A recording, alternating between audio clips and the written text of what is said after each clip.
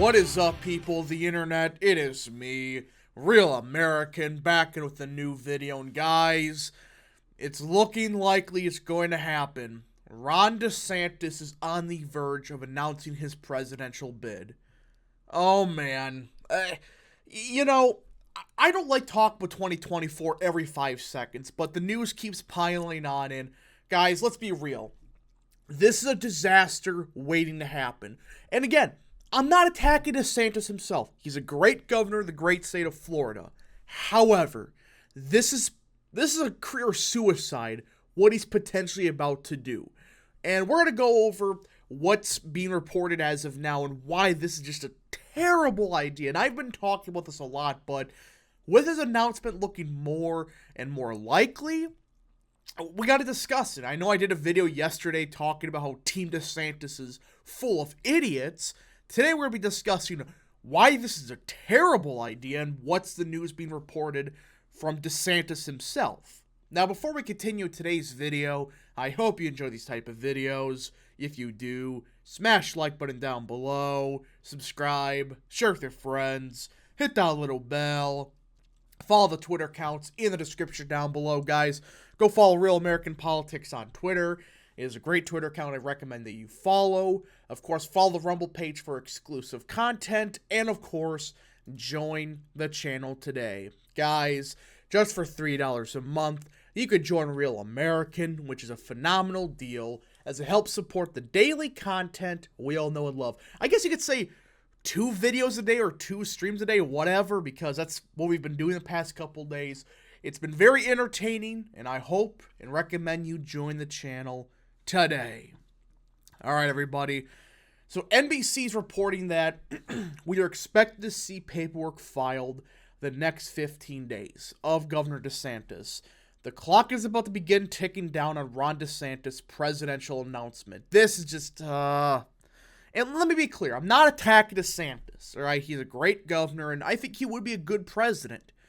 Just, let's get to the rest of this first, though. On Monday, the Florida governor's political operation is set to move into his new base of operations, which will trigger disclosure requirements with federal officials. So that's why they kind of know that, yeah, it's only a matter of time at this point. And I was holding out hope that he may now run, and the polling may have scared him off. But like I said yesterday, the people surrounding DeSantis are full of idiots. They're bullshitting him into believing, no, we got secret data to prove that you actually are going to win the nomination. You see, Trump's going to get indicted and he's going to go down the toilet. Well, guess what? He is above like 55-60% nationally. He's beating you in the state of Florida, and he's beating you in all the early states. So I really, again, like I said yesterday, I want to see this mystical data where they're finding, oh, DeSantis is secretly up by 50 points. I really want to see it.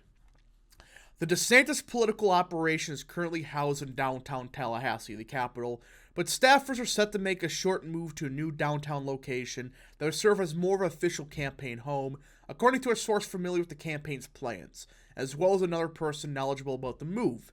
That move will require the not yet filed campaign to spend more than $5,000.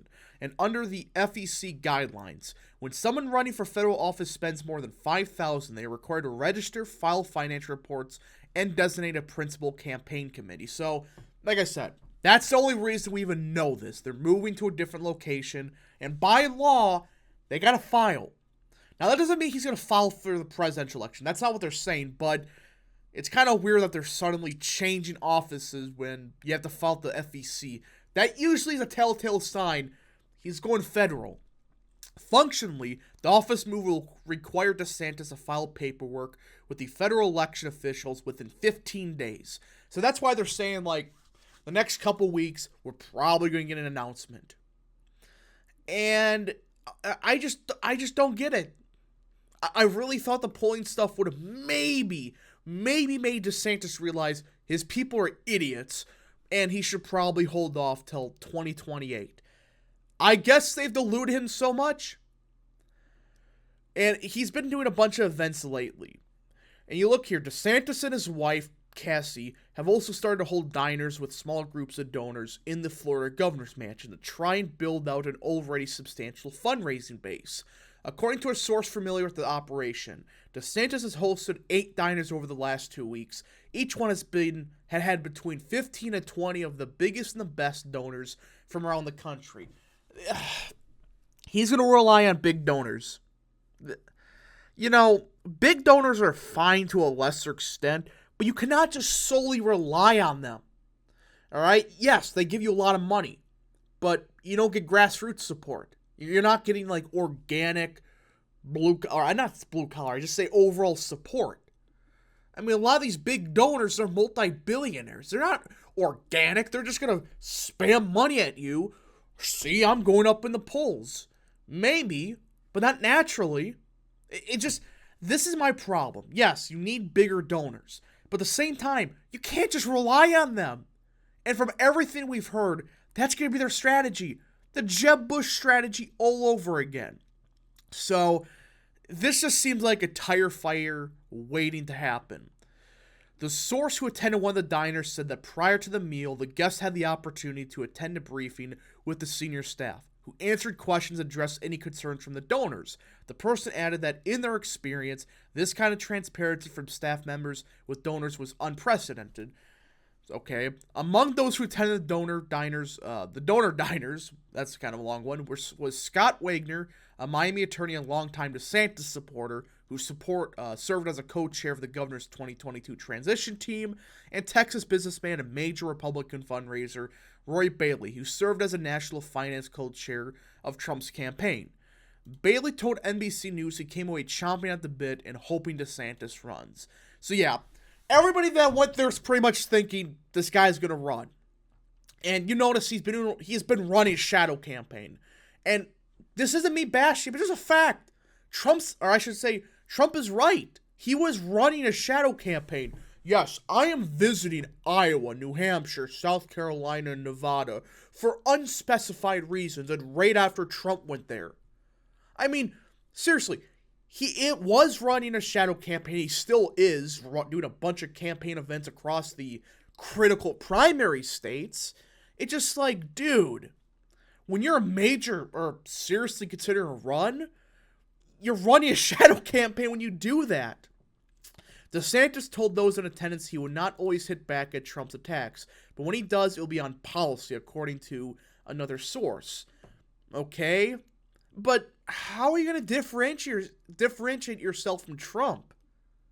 This is the one problem. Maybe something like abortion? This is my whole thing. A lot of these candidates, they're not differentiating themselves from Trump outside of Perry Johnson and Ramaswamy, two of the smaller candidates.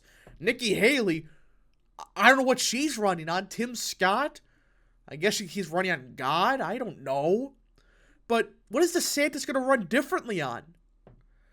And it just brings up a serious question. Like, how are you going to differentiate yourself? Like, what are you going to attack him on policy? You're going to attack him on free trade? Are you going to attack him on abortion? Like, maybe the abortion stuff would hurt Trump, but that's about one of the only things I could see. Maybe guns to a lesser extent. But this is a disaster. If you could not tell, this could fail horribly and destroy the career of Ron DeSantis. It's disappointing. I really wanted a Trump DeSantis VP ticket. Could it still happen? Maybe. I don't know how, but I still hope that we can find a way to get a Trump DeSantis ticket, because that's our best opportunity for 2024, for a united ticket behind Trump with a DeSantis VP slot. And it's a win-win. But here, if DeSantis loses the primary, which is very likely, his political future's done. He's toast. And Trump, let's be real, he's been going light on DeSantis. Yes, some of the attacks were stupid, but compared to Jeb Bush and Ted Cruz in 2016, that's nothing. Remember what Trump said about Ted Cruz's dad? I mean, seriously, Trump's been going soft on DeSantis so far, and some of the stuff I agree was stupid, like the pedophilia allegations, which that was not really pedophilia allegations, that was just Trump asking a question. But either way, That's not the point. The point is, this could end horribly. I mean, Trump is going to go after DeSantis hard. And I don't think he's going to recover from it in the future. So this is his only chance. I don't know why you would throw your future away like that. But hopefully he doesn't. Hopefully DeSantis comes to his senses and realizes he ain't beating Trump, more than likely. He should try for the VP slot and run in 28. It's a win-win for everybody. Anyways, folks, thank you so much for watching. If you did enjoy this video, smash the like button down below, subscribe, share with your friends, hit that little bell, follow the Twitter accounts in the description down below, and of course, join the channel today. Thank you so much. Godspeed to all of you.